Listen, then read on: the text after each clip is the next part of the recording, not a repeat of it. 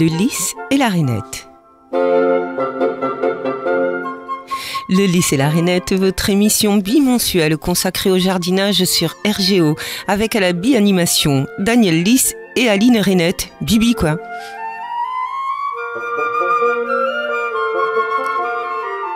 Le lys qui nous enchante ou nous bidonne avec ses billets d'humeur de jardinier, le bien nommé lys, c'est lui. Et la rainette, c'est elle.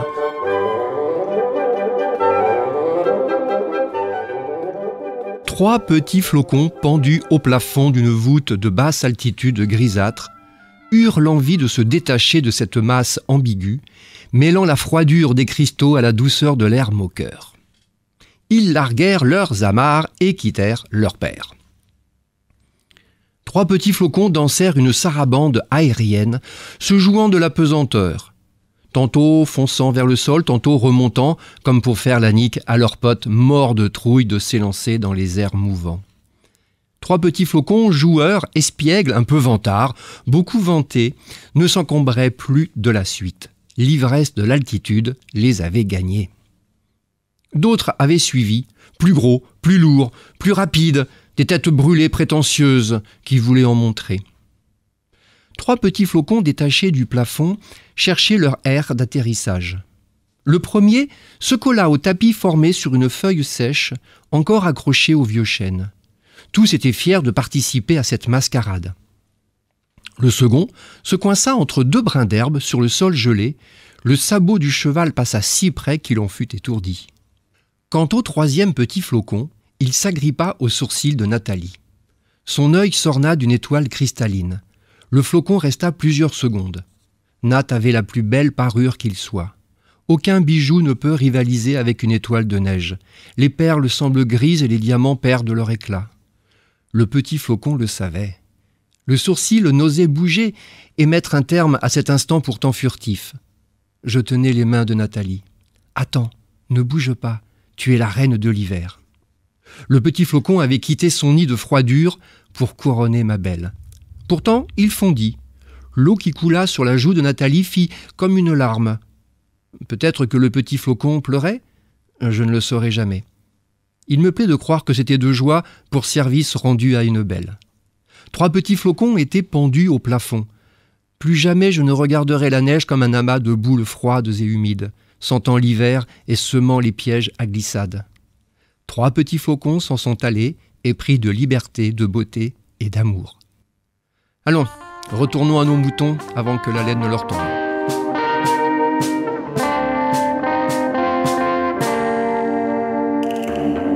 Big shivers, I had those wrong tears. You got to deliver me from those fears. Embrace my heaps, embrace my dreams, embrace me all. Make me believe there is something behind that wall. Just with a sigh, you get to know you can make me try to make you proud and bring me to life. You gotta hold my hand, dear, and shake me. Make me find out how I should be, I should be. You gotta hold my hand, dear, and shake me. Make me find out how I should be, should be. The difference between us is leading my soul. It was obvious, but without you I had no goal. Most sorrows are not better, shooting go. Anyway, every time I learn how to go, I know, brother, by you. Now nothing matters and I shiver. You gotta hold my hand, dear, and shake me. Make me find out how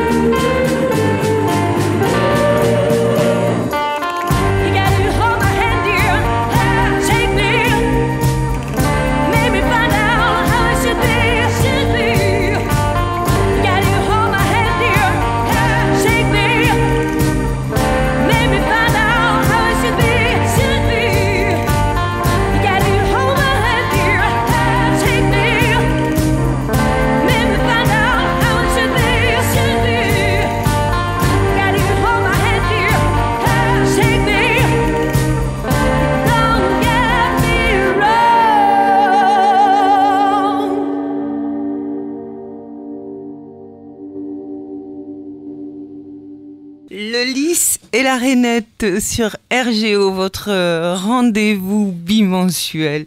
Daniel est là avec moi. Bonjour Daniel, merci pour ce merveilleux billet pour commencer cette émission. Bonjour Rainette. Eh ben oui, c'est parce que voilà, les sports d'hiver, on est un petit peu dedans. Et puis la neige, même si on l'a pas encore eu chez nous, peut-être qu'elle va encore tomber. Oh non, pas au mois de mars, pitié. C'est arrivé une année. Hein. Oui, grosse catastrophe au jardin. Oui, c'est vrai.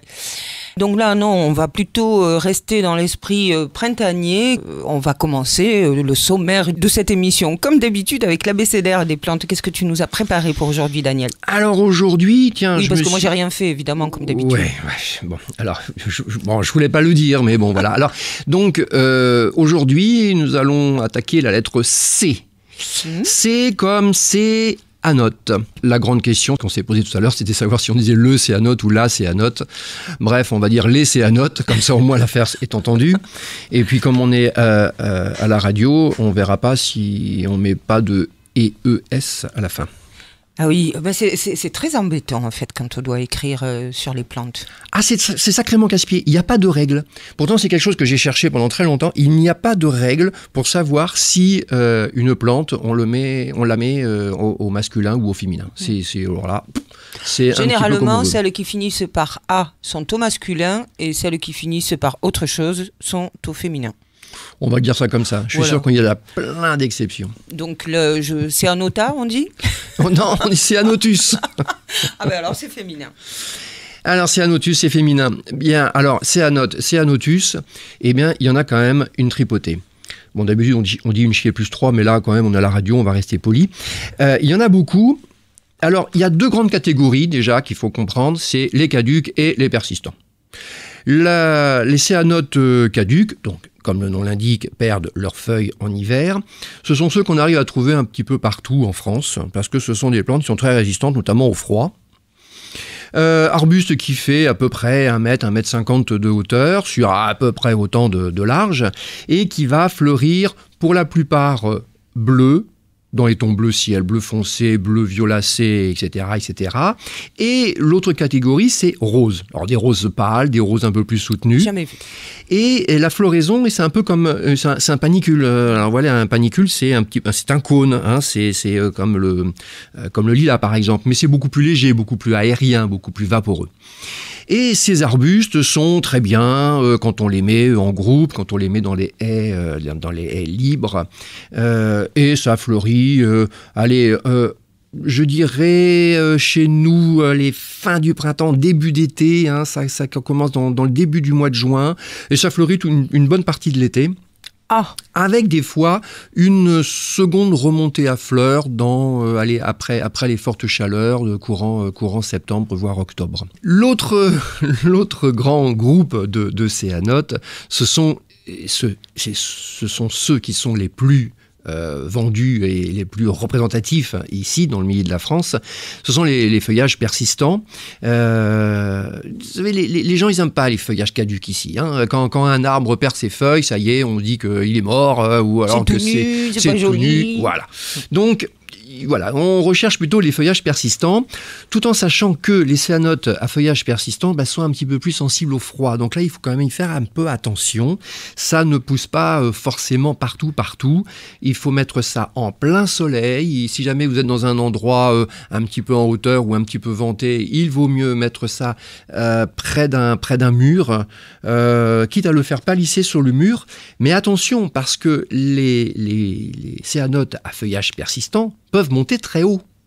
Mais oui, ça peut dépasser facilement les 3 mètres. Boudieu. Et il y en a un qui est donné pour aller jusqu'à 5 mètres de hauteur.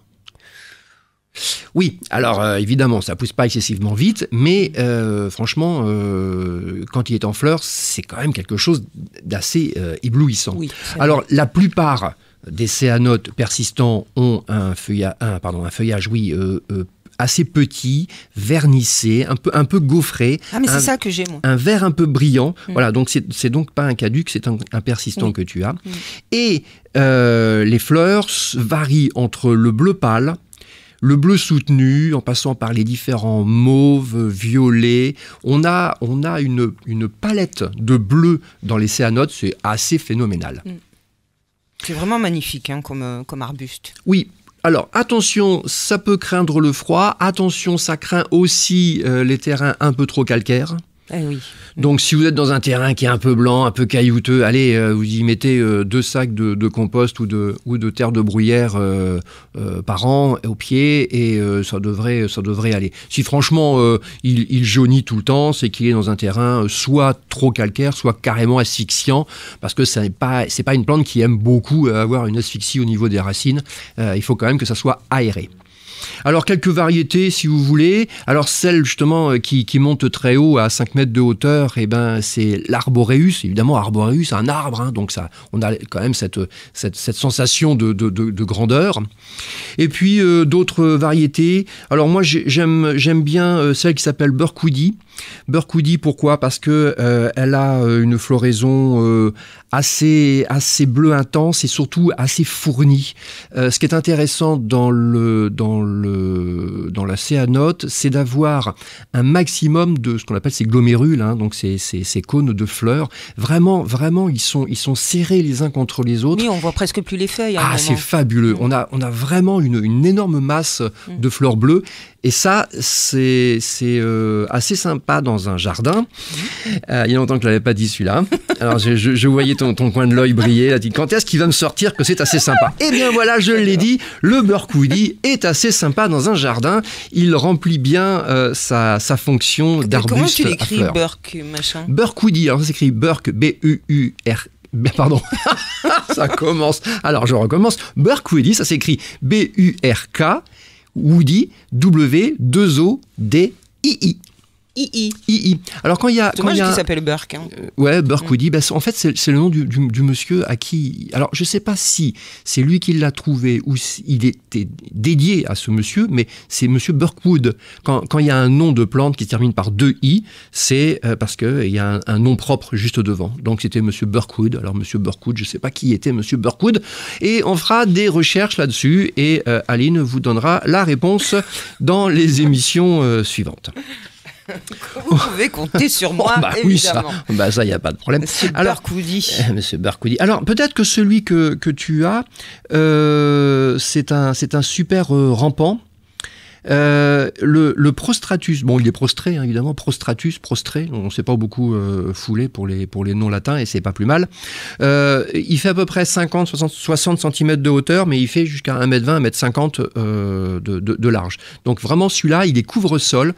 C'est intéressant dans un jardin quand on veut avoir des associations de végétaux différents en couvre-sol, soit sur un talus. Ça marche très très bien sur le talus, hein, le céanote, parce que justement, comme ça n'aime pas avoir les pieds dans l'eau, sur un talus, c'est très bien. D'accord. Donc le prostratus est une bonne plante pour ça. On a aussi alors celui qui s'appelle Thyrsiflorus variegata rampans. Bon, rampans parce qu'il rampe, c'est pareil. Alors il fait aussi à peu près 1m20, 1m50 de large, et puis il est peut-être un petit poil plus haut. Ce qui est à prendre en considération avec les céanotes, c'est toute la gamme de bleus. Je crois que toutes les céanotes ont un bleu différent.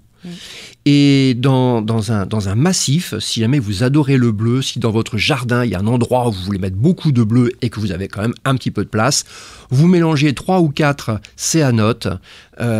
Quand ça va fleurir, alors là vous allez avoir quand même quelque chose de très très très sympathique. Mettez un petit peu de jaune si vous voulez ou de orange pour réveiller le tout.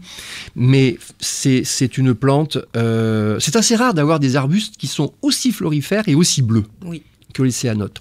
Seul petit inconvénient, hein, à part le calcaire et puis la résistance au froid, autre petit inconvénient, ce sont des arbustes qui ne vont pas peut-être très bien vieillir. Là, il faut y faire attention. Juste après la floraison, un petit coup de sécateur. Hein. N'hésitez pas à supprimer quand même le bois mort. Donnez-leur à manger. On sait très bien que les céanotes... Moi, j'ai eu beaucoup de mal à trouver des vieilles céanotes. Alors, une céanote, quand elle a fait 10 ou 12 ans...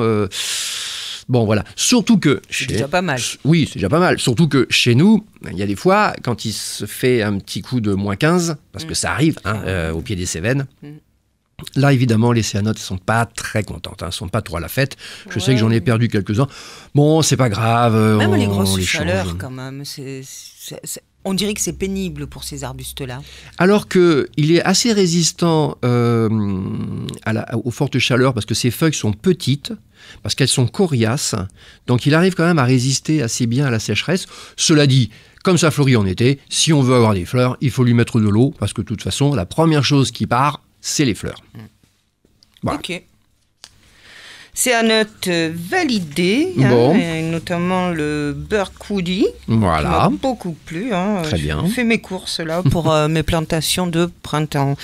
Donc à la lettre C, céanote, mais c'est quoi aussi?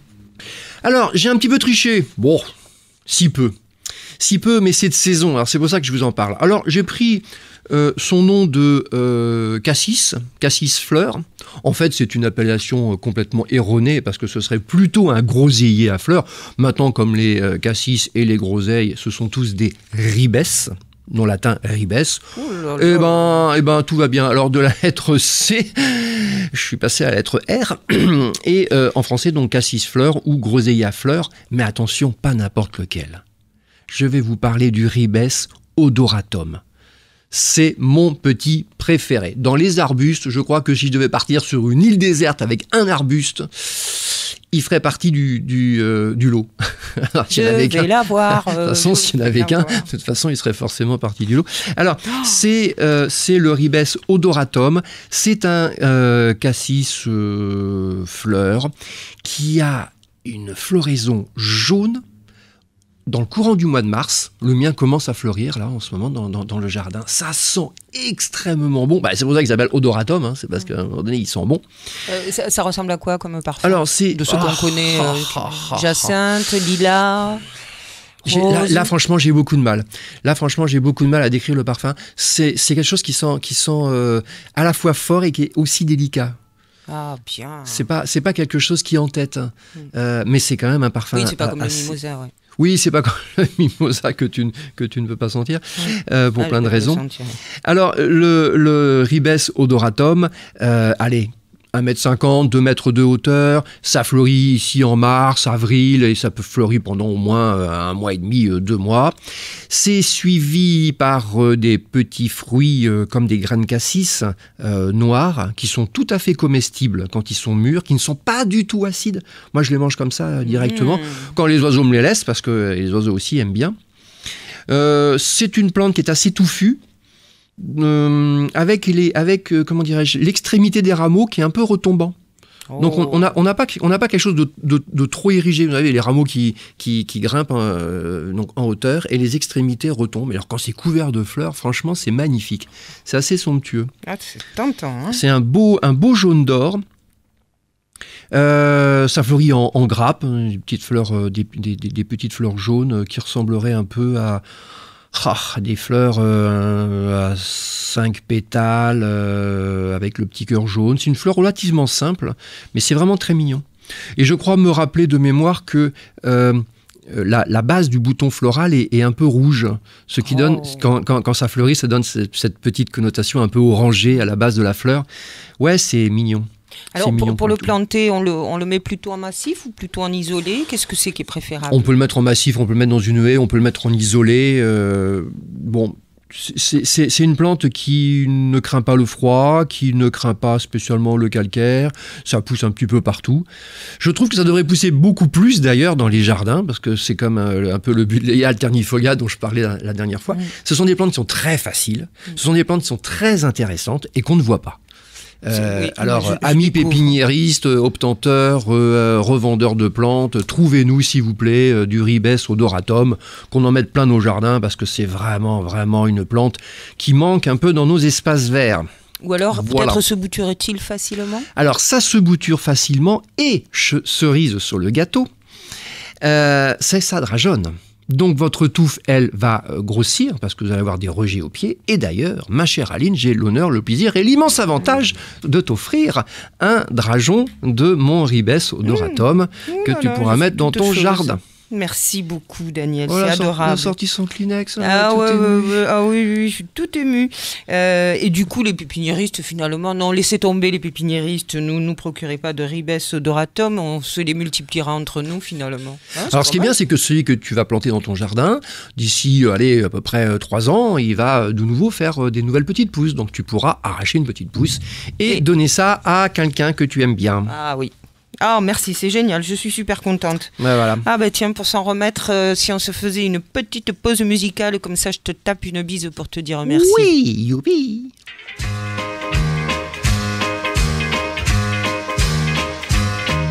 Elisa, Elisa, Elisa, saute-moi au cou. Elisa, Elisa, Elisa, cherche-moi des poux. Enfonce bien tes ongles et tes doigts délicats dans la jungle de mes cheveux. Lisa, Elisa, Elisa, Elisa, saute-moi au cou. Elisa, Elisa, Elisa, cherche-moi des poux. Fais-moi quelques anglaises et l'arrêt au milieu. On a 13, 14 ans à nous deux. Elisa, Elisa, Elisa, les autres on s'en fout. Elisa, Elisa, Elisa, rien que toi, moi, nous, t'es 20 ans et 40. Si tu crois que cela me tourmente, oh non, vraiment, Lisa.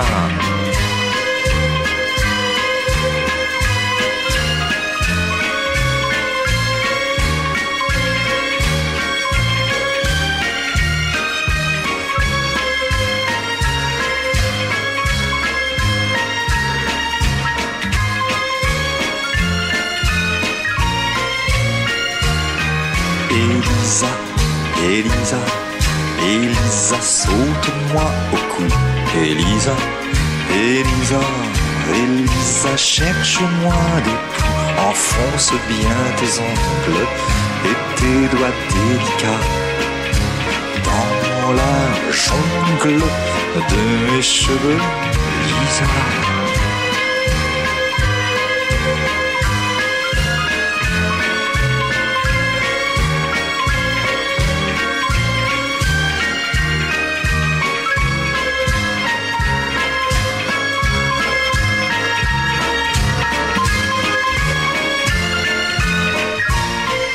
Vous êtes bien sur RGO, vous êtes bien à l'écoute du lycée de la Rainette, vous êtes bien un jardinier amateur et c'est pour ça que vous écoutez le poste en ce moment. Donc en première partie de notre émission, nous avons vu des plantes commençant par la lettre C, le céanote Burkwoody notamment, non et plein d'autres, en fait les céanotes. Et puis, une grande découverte, les ribes odoratum à fleurs jaunes. C'est ça l'idée, hein? Oui, c'est voilà. complètement ça. C'est du cassis, en fait. C'est du cassis. Voilà, cassis, ça parle plus. Donc après ces super découvertes, Daniel, on va passer déjà aux travaux de jardin? Ah, le mois de mars, il y en a des choses à faire. Il y en a des tonnes et des tonnes à faire. Il y a des tonnes de choses à faire, mais il y a aussi ne pas se presser pour certains travaux. Il y a des choses qu'il ne faut pas faire. Alors, on y va. En principe, au mois de mars, dans son potager, on doit avoir des fèves. Alors, si on a semé les fèves dans le c'est pas au courant... mois de janvier? Mais si on a semé les fèves dans le courant de l'automne, elles sont déjà très grandes. Bon, on va peut-être pouvoir commencer même des fois à en récolter un peu. Si on les a semées, comme moi, très tardivement, parce qu'en automne, il a fait un temps tellement... allez, on va dire exécrable. Hein, dégueulasse, avec des inondations, avec bon, enfin voilà, donc j'ai le terrain absolument impraticable. Donc j'ai semé mes fèves il y a combien de temps, début du mois de février. Ah oui, c'est tout récent. Ah, oui, voilà. Alors maintenant les fèves vont avoir à peu près 10 à 15 cm de hauteur. Alors il faut les pincer. Souvent on le fait pas, mais si c'est bien, on le pince, comme ça la plante se ramifie et ça active la mise à fruit. D'accord. Moi, je connaissais pas du tout les fèves, enfin les plantes, parce que j'en ai mangé, mais je connaissais pas les plantes. Et ce qui m'a vraiment très très agréablement surprise, ce sont les fleurs. Ah oui. fleurs très particulières. Donc même si on veut pas cultiver de fèves pour les manger, en tout cas on pourrait en cultiver pour la beauté des fleurs. Tout à fait. Voilà. Ça, c'est dit. Voilà, ça c'est dit. Hop, les fèves dans les massifs. Bon, alors, ouais, non, mais c'est bon les fèves aussi. Avec une petite Oui, c'est vrai. tartine de seigle avec du beurre salé. Oh non, c'est trop bien. Alors après, bon, qu'est-ce qu'on peut faire? Bon, il faut aussi vérifier quand même que les pucerons noirs ne sont pas en train de les grignoter. Alors, chose que j'ai remarqué, c'est que dans un rang de fèves, si jamais il y avait 2 ou 3 plants qui étaient remplis de pucerons noirs, ben, il n'y avait que ceux-là. Et les autres étaient indemnes. Alors moi, je laisse les pucerons faire leur vie sur ces 2 ou 3 plants qui sont complètement sacrifiés et qui vont servir de garde-manger pour les auxiliaires quand mademoiselle la coccinelle voudra bien se réveiller. Et les autres. Et comme ça, au moins, bah, les autres fèves, elles peuvent pousser et fructifier. Pourquoi les pucerons noirs sont plus dangereux que les autres? Non, ils sont afféodés à la fève. La fève est attaquée par les pucerons noirs, c'est comme ça. Des variétés, des espèces de pucerons, il y en a aussi une tripotée. Hein. Donc souvent, les pucerons attaquent soit une plante, soit une autre. Voilà. D'accord, Voilà. c'est bien. Maintenant, les pucerons, non, c'est pas maintenant, bien. les pucerons noirs. C'est bien, mais c'est con. C'est pas très bien du tout. Ah, c'est bien les pucerons noirs sur les fèves. Non, C'est très bien, joli en plus. J'apprends. Oh, ces petits points noirs sur ce feuillage vert tendre. Bah, c'est trop Vous joli. reprendrez bien un peu de galette. Oh, ben hein, je vous en prie. Passez devant. Alors bon, il faut mettre les filets au pois aussi, hein, notamment si c'est des pois à rame. Si jamais ce n'est pas déjà fait, et n'oubliez pas de mettre des filets. Parce Sinon, que ils se font bouffer aussi. Ah ben sinon ils vont se coucher par terre, et, les gousses vont se former, vont toucher le sol et se faire soit manger par des limaces, soit pourrir avec l'humidité. Donc c'est important de mettre des rames au pois. Qu'est-ce que je peux dire encore? Attention, si vous avez des châssis, des serres, des tunnels, attention à avoir une bonne aération. Ah oui, Parce que ce temps, coup de soleil, vous avez une très forte évaporation, les nuits sont encore fraîches, vous avez une grande condensation, vous avez des gouttelettes qui dégringolent, vous avez une très très forte humidité comme ça pendant de nombreuses heures dans le courant de la nuit. Et ça, alors, je peux vous dire que les champignons comme la pourriture et les autres botrytis, je peux vous dire que ça y va très fort. Donc c'est extrêmement important de bien aérer les châssis et les serres. Voilà, attention, l'humidité est une très mauvaise alliée. Alors, ce qu'on peut faire aussi, chose que j'ai découverte en préparant cette émission, il faut le dire, c'est de faire blanchir les pissenlits. Blanchir les pissenlits. Ouais, parce que moi je croyais qu'autrefois, jadis dans le temps, les pissenlits, quand on en voyait, on coupait les feuilles et on mettait une cloche dessus. Alors on mettait un pot en terre cuite, on mettait quelque chose comme ça, et les feuilles allaient ressortir, mais dans le noir. Donc les feuilles étaient après toutes blanches, elles sont tendres, et c'est super bon du pissenlit blanchi. Mais si on n'a pas une grande prairie avec des pissenlits et qu'on ne veut pas mettre des pots de fleurs à l'envers partout, on peut les arracher, ces pissenlits. On les arrache, on va couper les feuilles à peu près à 2 cm du collet, donc on a la racine et puis 2 cm de feuilles au-dessus. On va mettre toutes ces racines dans une caisse, à touche-touche, comme ça. On va combler les trous avec un petit peu de sable. Et on va mettre la caisse soit dans une cave, ou alors si jamais c'est à l'extérieur, attention que ça ne soit pas en plein courant d'air ou là où ça risque de geler. Mais on met un voile complètement opaque dessus, de façon à les mettre complètement dans le noir. Donc là, les pissenlits vont se remettre à pousser, à refaire des feuilles, et régulièrement, on va couper les feuilles de ces pissenlits qui sont donc toutes blanches, très tendres. Et puis c'est super bon le pissenlit, quoi. Au printemps, il faut faire des salades de pissenlit pour vous purger le foie et le reste. Ouais, c'est vrai, c'est délicieux. On y rajoute quelques petits lardons comme ça, le niveau de cholestérol. Pour se purger le foie. D'accord, je comprends beaucoup de choses. Quoi donc? Non, rien, j'ai rien dit. Alors, qu'est-ce qu'on peut faire encore? Si jamais vous ne l'avez pas encore fait, ça va commencer à être un petit peu tard, mais alors dépêchez-vous. C'est de planter l'ail, l'oignon, l'échalote. Et puis vous pouvez... ça tu nous l'avais dit dans l'émission précédente. Oui. Donc bon, on peut encore le faire. Surtout les oignons jaunes, les oignons de Mulhouse ou les oignons Stuttgart, qui sont des oignons pour récolter en plein milieu de l'été pour la conservation. Donc là, on peut se permettre de les semer un petit peu plus tard. Ah d'accord, parce que l'oignon de Mulhouse ne doit pas pousser qu'à Mulhouse? Non, il pousse bien partout. Le jaune paille des vertus pousse aussi dans mon jardin. Je suis désolée, moi j'y connais rien. Hein. Oui, non, mais je parlais de la vertu, mon jardin. Non, mais c'est pas grave. Alors, on continue. Elle est très fatiguée aujourd'hui, notre petite Renette. Alors, oui, donc, d'ailleurs, on peut... vous avez remarqué, j'ai ouvert le micro à Daniel et puis moi je prends des notes. Enfin, j'essaie, quoi. Et oui, j'interviens pas. Je te laisse parler. Tu me fais faire de belles découvertes. Je bois tes paroles. Tiens, un bon pot de boire. Alors donc, les pommes de terre aussi, on peut encore en mettre dans le terrain tout le mois de mars. J'espère quand même que vous les avez déjà achetées parce que sinon, là, à cette époque de l'année, vous allez avoir du mal à en trouver. Moi, j'ai pris assez régulièrement mes pommes de terre chez mon petit marchand local. Je les prends je les achète dans le début du mois de février et je les mets à germer. Je les mets à germer parce que planter des pommes de terre germées avec des germes qui font déjà 10 cm, c'est beaucoup mieux. Elles démarrent beaucoup plus vite, beaucoup plus rapidement. On gagne du temps, voilà, tout à fait. Alors, qu'est-ce qu'on peut semer en place ? Bon, on va passer sur tout ce que l'on peut semer, je dirais, sous châssis ou sous tunnel, parce que tout le monde n'a pas des châssis et des tunnels. Alors, qu'est-ce qu'on peut semer directement en place ? Les betteraves, on peut y aller. Le cerfeuil.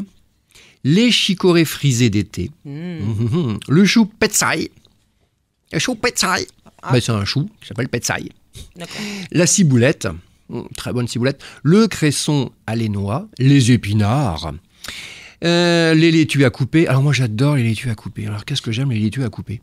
Alors c'est bien parce que quand ça a 4 feuilles, hop, on les coupe et ça repousse. On fait comme ça 3, 4, 5 coupes dans l'année. En plus, on en laisse monter à fleurs, ça graine, ça se recèle l'année suivante, on en a un petit peu partout. C'est génial. Pour ceux qui n'ont pas de potager, vous pouvez en glisser quelques-unes dans vos massifs, des laitues à couper justement. Et quand vous en avez marre de manger de la laitue, vous la laissez monter en graines. C'est pas vilain, moi j'aime bien. Oui, puis c'est une jolie fleur. Alors, ce que j'aime bien comme laitue à couper, c'est celle qui est rouge, hein, feuille de chêne rouge. Oh, c'est dur à dire ça. C'est vrai. Feuille de chêne rouge. Bon, voilà, vous avez compris. Qu'est-ce qu'on peut mettre encore dans son jardin ? On peut semer le persil, l'oseille, on peut mettre encore les poireaux, on peut semer aussi des radis, et puis on peut semer de la bourrache. Et comme tout le monde le sait, la bourrache et le pâturage sont les 2 mamelles du jardinier. Bon, voilà, fallait que je la place, celle-là. Qu'est-ce qu'on peut faire bien placé, hein. Il y a eu un blanc, du coup. T'arrangeras ça en montage. Alors, qu'est-ce qu'on peut faire dans le jardin d'agrément ? La bourrache, on fait pas un purin, non ? Oui, on peut faire du purin de bourrache. Non, c'est surtout les laitues à feuilles de chêne rouge et le purin de bourrache. Ouais, alors la bourrache, non, sans rire, en étant très très sérieux, c'est une plante qui est magnifique parce qu'elle est super mellifère. Oui. Et donc, il faut mettre des bourraches dans son jardin. Voilà. Bourrache. Je note, hein. Désolé. Voilà. Je pense que d'ailleurs que les auditeurs font comme moi. Je suis en train de noter tout ce que je dois rajouter dans le jardin ces prochains jours. Et Aline ne peut pas faire 2 choses en même temps, parler et écrire en même temps. C'est quelque chose qui c'est pas possible. Ça. Alors donc. J'ai vu la technique aussi. Enfin, c'est pour ça que des fois le son il est ce qu'il est, quoi. Alors, qu'est-ce qu'on peut faire encore dans son jardin ? C'est l'époque du grand nettoyage. Ah ouais, ça y est, enfin. Mais oui, parce que ça fait quand même plusieurs mois que je vous dis, ne touchez pas votre jardin, ne le nettoyez pas, laissez les herbes sèches, laissez les feuilles au sol, ça abrite plein de petits animaux sympathiques. Non, là maintenant quand même, bon voilà, faut y aller. Alors on va couper les tiges sèches. Mais qui c'est qui m'a écrit ce texte ? C'est pas possible ça. Non, mais la prochaine fois, non, mais je mettrai autre chose. Couper les tiges sèches des vivaces et des graminées. Non, cette émission était absolument abominable. Alors, il faut finir de tailler les rosiers si c'est pas déjà fait. Mais bon, les tailles de mars, même si vos rosiers ont déjà fait des feuilles, même si on commence même à faire des petits boutons floraux et que vous ne les avez pas taillés, vous pouvez encore le faire. Il n'y a pas de souci. Les rosiers sont en pleine sève, ils vont cicatriser très vite, ils vont redémarrer comme des fous, ils vont refleurir, donc un jour il y aura des fleurs dessus. Donc n'ayez pas peur de tailler, même si vous voyez quelques petits bourgeons et quelques petites feuilles déjà sur vos rosiers. Voilà, on prend Aucun risque. Non, non, absolument aucun risque. N'ayez pas peur de tailler tout ça. On peut aussi tailler les arbustes à feuillage caduc qui fleurissent l'été. Donc, qu'est-ce que tu connais, Aline, comme petit arbuste à feuillage caduc qui fleurit l'été? Le Lagestremia. Très bien, le lilas des Indes, bien sûr. Donc lui, on peut y aller tranquillement. On peut aussi tailler oui, enfin voilà, les autres. Alors, les cassis et les groseilles, vous pouvez aussi les tailler si c'est pas déjà fait et vous en profitez pour faire quelques boutures de bois dit sec. Que le bois n'est pas complètement sec d'ailleurs, il est simplement défeuillé. Ah, mais j'ai suivi ton conseil, je l'ai fait. Mais quand on taille, on peut se servir des branches pour faire des petits fagots et mettre ça en terre pour avoir de nouvelles boutures, de nouveaux plants. Voilà. Évidemment, comme on taille plein de choses, des tiges sèches, on peut recommencer un nouveau compost, évidemment. Hein. N'allez pas brûler tout ça, ce serait inconvenant. Qu'est-ce qu'on peut faire encore? Il faut les broyer quand même, ces tiges. Oh, si c'est des tiges sèches qui ressemblent vraiment à de la paille, c'est encore des tiges sèches, des tiges sèches ou des tiges sèches. Oui. On peut recommencer donc un nouveau compost avec ça. Qu'est-ce qu'on peut faire encore au jardin? Ah, les plantes en pot. Si vous avez des plantes en pot, il faut recommencer les apports d'engrais. Ça y est, le mois de mars, maintenant, la plante, elle recommence à vouloir sortir de terre ou à vouloir pousser, à vouloir faire de nouvelles feuilles, de nouvelles fleurs. Donc, il faut remettre de l'engrais aux plantes. Prenez plutôt de l'engrais organique, évidemment. Moi, je prends de l'engrais organique qui est liquide. Alors, c'est marron, c'est pas joli. Quand j'ouvre le bouchon, ça sent très mauvais, mais c'est super efficace. Tu le trouves où? Il y en a absolument partout, dans toutes les jardineries, même dans les supermarchés. D'accord, c'est compatible avec la culture biologique. Ah, mais complètement. Ne forcez pas les doses, ça ne sert strictement à rien. Et franchement, bon, c'est vrai que ça sent pas très bon, mais c'est pas grave. C'est vraiment un engrais qui est très efficace pour donner à la fois des feuilles et des fleurs. Formidable. Coupez les tiges sèches, coupez les tiges sèches, coupez les tiges sèches. Oui. Waouh. Enfin, il suffit pas de le dire non plus. Oui. Bon. Avec un sécateur qui coupe bien. Et qui est bien propre. Qui est bien propre, qui est bien affûté et qui est bien désinfecté avec de l'alcool. Avec de l'alcool. Avec de l'alcool. Avec de l'alcool. Avec du vinaigre blanc. Avec du vinaigre blanc. Mais l'alcool, c'est pas mal aussi. Oui. L'alcool ménager, ça va.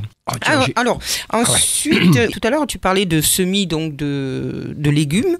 Et est-ce qu'on peut semer des fleurs, des annuelles maintenant, en pleine terre, directement en place? Alors, c'est encore un petit peu tôt. Pour moi, franchement, j'attends que la terre soit réchauffée un peu plus.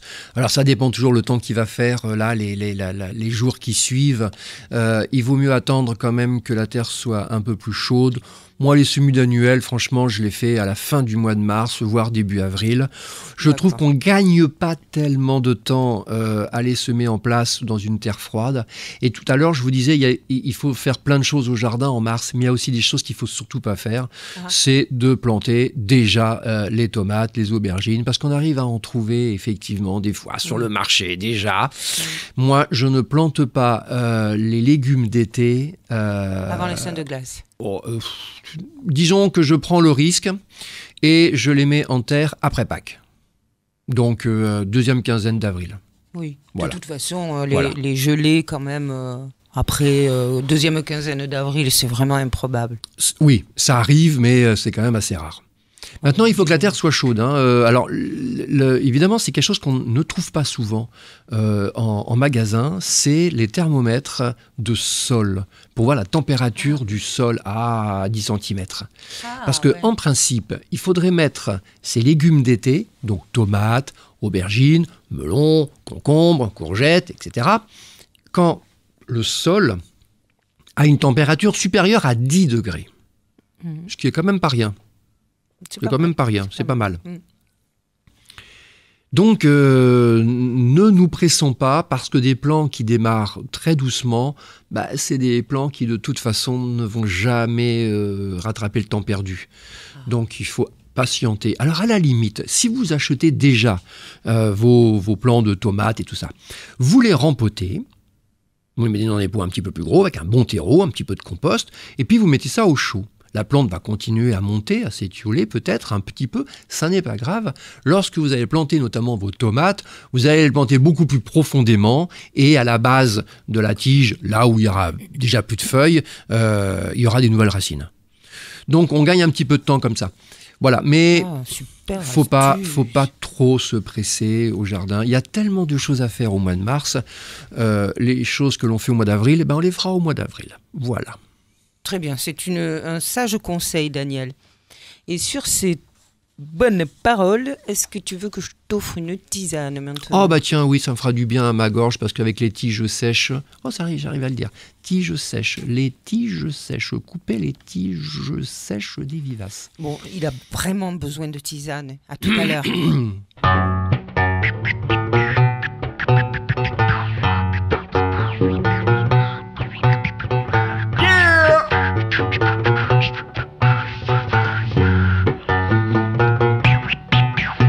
One day when I was chillin' in Kentucky Fried Chicken, then minding my business, eating food and finger licking, this dude walked in looking strange and kinda funny. Went up to the front with the menu and his money. He didn't walk straight, kinda side to side. He asked this old lady, yo, is this Kentucky Fried? The lady said yeah, smiled and he smiled back. He gave his quarter and his order, small fries, Big Mac. You be illin'. You be illin'. I can't help you cause you illin'. You be illin'. Talk to me. The other day around the way I see you illin' at a party. Drunk as a skunk, you illin' punkin'. In your left hand was Bacardi. You went up to this fly girl and said, Yo, can I get this dance? She smelled your breath and then she left you standing in your illin' stance. You be illin'. You be illin'. Oh, You be illin'. come on. Oh, You be illin'.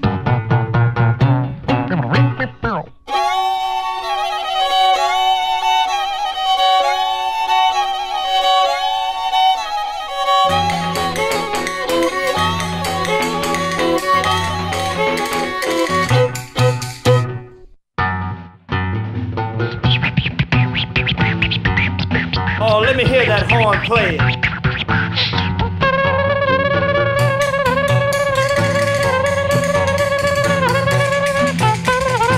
Now that boy Dylan.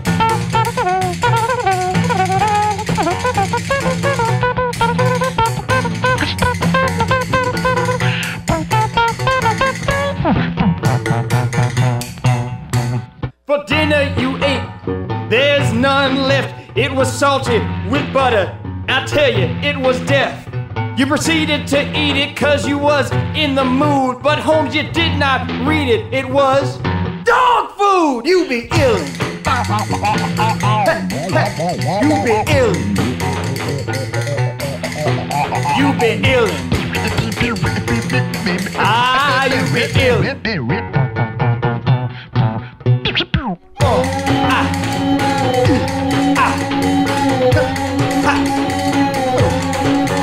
You be ill. You be ill. You're trifling and you're ill.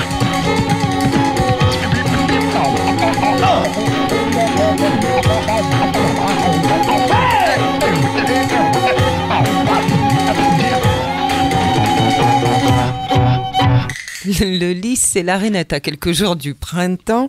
On vient de voir qu'il fallait qu'on nettoie nos jardins. Hein. On fait son nettoyage de printemps dans la maison. Ou on le fait pas, enfin c'est comme on veut.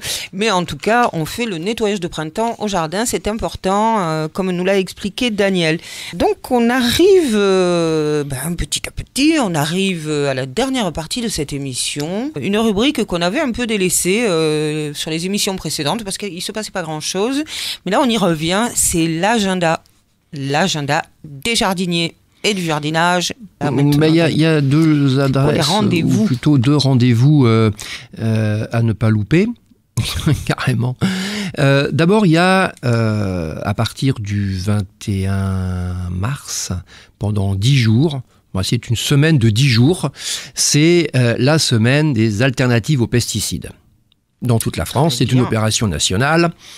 Et là, l'enseigne Botanique, vous savez que Botanique, depuis de longues années, a complètement interdit la vente dans leurs magasins de produits chimiques de synthèse. Excellente initiative. Ouais, c'est pas mal. Et d'ailleurs, ils sont très très regardants aussi sur leurs fournisseurs de plantes. Alors, on peut trouver que les plantes, parfois, chez Botanique, sont aussi un petit peu plus chères, mais il faut dire qu'elles sont, pour, je sais pas, quelque chose comme 70 ou 80% des plantes, sont cultivés dans le respect du développement durable et donc sans produits chimiques, etc., avec un cahier des charges qui est quand même bien défini. Bref, cela dit, Botanique a fait une opération intéressante pour la 3e fois. Week-end du 20 et du 21 mars et du 27 et du 28 mars, donc ces deux week-ends-là, Botanique reprend vos vieux stocks de produits chimiques. Alors déjà, ils n'en vendent pas, mais ils veulent bien les reprendre. Ils sont quand même sympathiques. Et si vous ramenez vos produits chimiques au magasin Botanique, eh bien, on vous donne un bon d'achat, je crois, alors je ne sais pas cette année, la dernière, ça devait être 5 €. Oui, je crois que c'est ça. À valoir sur l'achat de produits naturels, donc fertilisants ou produits de traitement acceptés en agriculture biologique. Je trouve que c'est une opération quand même intéressante dans le sens que l'année dernière, depuis 2 ans, non, c'est l'année dernière, ils ont fait 2 fois l'opération et ils ont récupéré, tout magasin confondu, jusqu'à 9 tonnes de produits chimiques. Donc c'est absolument énorme, mais quand on voit ce qu'il y a dans les pharmacies des jardiniers, je pense qu'ils peuvent encore faire cette opération-là pendant de longues années. Et oui, il faudra d'ailleurs, Daniel, que tu nous éduques un peu aussi aux produits qu'on peut utiliser dans le jardin sans crainte et ceux qu'on doit éliminer. D'autant plus que la loi française est telle que en 2016, donc je ne sais pas si c'est au mois de janvier ou au mois de juillet ou au mois de décembre, parce que les lois et les décrets d'application c'est toujours comme ça, mais en 2016, les jardiniers ne pourront plus utiliser de produits chimiques de synthèse dans leur jardin. Les particuliers, tu veux Les dire. Particuliers, tout à fait. Très bien. Tout à fait. Eh bien, tant mieux. On en est sûr là maintenant, c'est sûr Non, parce que de temps en temps, il y a des va-et-vient, des retours de bâton. C'est un peu... Moi, tant que le décret d'application n'est pas tombé, on peut toujours se dire que ça peut être reporté. De toute façon, si jamais ça est reporté d'une année ou de 2 ans ou de 3 ans, de toute façon, on va y venir. Donc, de toute façon, il faut prendre l'habitude de travailler son jardin au naturel. Et effectivement, on vous donnera sur ces ondes toutes les possibilités pour pouvoir s'en sortir. Autre date aussi, si vous voulez bien noter. Important, oui. Rendez-vous important, oui, peut-être. Le 21 mars, le samedi 21 mars à 18h à Saint-Hippolyte-du-Fort, dans le Gard. C'est quand même pas très très très loin d'Alès. J'aurai l'honneur, la joie, le plaisir et l'immense avantage de faire une conférence sur ce sujet. Ça se passe donc à 18h à Saint-Hippo. C'est dans la salle qui se trouve au musée de la Soie. Ah, près de chez nos potes de Radio Escapade. Alors. Voilà, juste à côté de nos copains de Radio Escapade. Et le thème de cette conférence, c'est pesticides, pourquoi et comment s'en passer. Au jardin, évidemment. Formidable. Il y a sûrement d'autres choses qui vont se passer dans le courant du mois de mars. On vous les indiquera à l'antenne quand on aura les informations. C'est le moment où tous les marchés de plantes fleurissent à gauche et à droite. Et promenez-vous dans les pépinières, promenez-vous sur les marchés, discutez avec les professionnels, vous apprendrez plein de choses.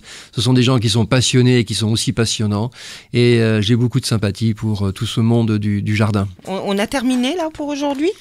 Bien, je pense, oui. Allez, on va boire notre deuxième tisane. Remarque, attends, non, il est bientôt 18h, donc on va aller plutôt faire l'apéro. Oui, mais ça, fallait pas le dire à l'antenne. Pourquoi ? Bon, on va prendre l'apéro.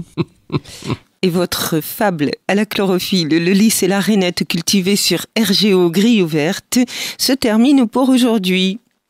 Le programme végétal de ce jour fut chargé pour cause de grouillements printaniers au jardin. Outre l'abécédaire où l'on se laisserait bien tenter par des céanotes et ribes odoratum, il y avait les travaux nombreux et variés à réaliser dans son potager, mais aussi dans son jardin d'ornement. Et puis, il y avait surtout les rendez-vous jardiniers à ne pas rater, et notamment la conférence de Daniel Lys, notre jardinier savant préféré, conférence qui aura lieu le 21 mars, le samedi 21 mars à 18h à Saint-Hippolyte-du-Fort dans la salle du musée de la soie. Une conférence sur le thème pesticides, pourquoi et comment s'en passer. Allez-y, grand moment instructif garanti. Pour les espaces musicaux, nous les avons occupés avec 4 fiches, puis Serge Gainsbourg et enfin Carolina Chocolate Drop. Si vous n'avez pas eu le temps de tout noter pour cause d'enfants qui braillaient ou de belle-maman qui n'en finissait pas de vous raconter sa dernière randonnée par téléphone, sachez que cette émission est en écoute libre sur le site www.radiogriouverte.com, onglet culture, onglet le lycée La Rainette. Merci beaucoup, Daniel. Au revoir, Mariannette.